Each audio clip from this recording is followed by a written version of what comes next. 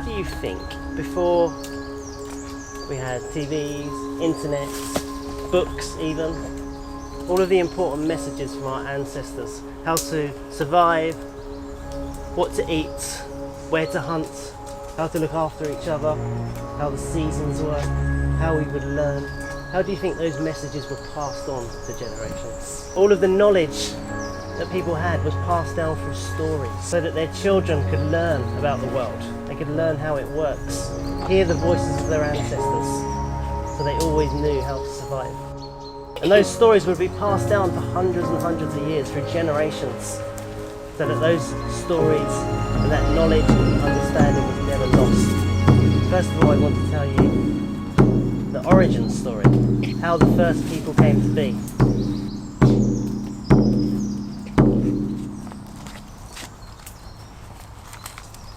In the beginning, the people were below the ground, below the soil, within the earth. Like all living things, they came from the soil. And the people below the earth slowly grew up through the land. In the same way a plant grows. In this Native American story, people grew from the earth. And they were able to crawl and scramble and find their way up above the soil and escape through the ground into the light, into the world. When they came up, they were told by the Great Spirit that they are on this earth to protect it, to be guardians, to look after the planet. They were given instructions of how to look after the world. And the Great Spirit told the people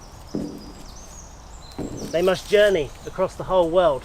He broke the people off into groups, into 4 separate clans: north, east, south and west.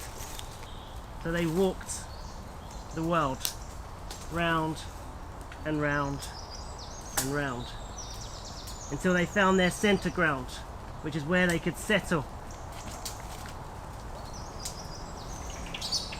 and start a life. And these people told their stories in the hope that everyone in the world would live in balance. They also were told that one day the 4 peoples would have to come back together and share their messages with each other, one day when it was needed, when the world was not living in harmony. Because the great elders know, remember, they hear the stories from the plants and from the earth and they share them with people. So the elders and the knowledgeable, wise people will tell the story, a prophecy, which is telling of what will happen one day. They predicted that people would stop living in harmony and peace and they would fight. Oceans would be polluted and blackened and the fish would die. And the world would become so sick that it would not be able to inhabit everything living here. The wildlife, the animals, the birds, the insects, the trees, the plants, the people. Does anybody recognise any of that stuff? Yeah, it's what happens every day. Except for the sea turning black, I recognise most of it. It's still polluted though. You can't see wolves and deer Yellow and bum bears anymore. I saw 2 bears in a wildlife park. Yeah, that's it. Brown bears. You can't see in the in last one I wildlife saw parks. bears. Only a few.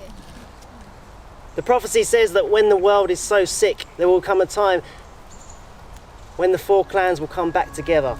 And these people would bring back the knowledge, the wisdom and the stories that they were originally told by the Great Spirit. So they would bring these messages, these stories, this wisdom from ancient times.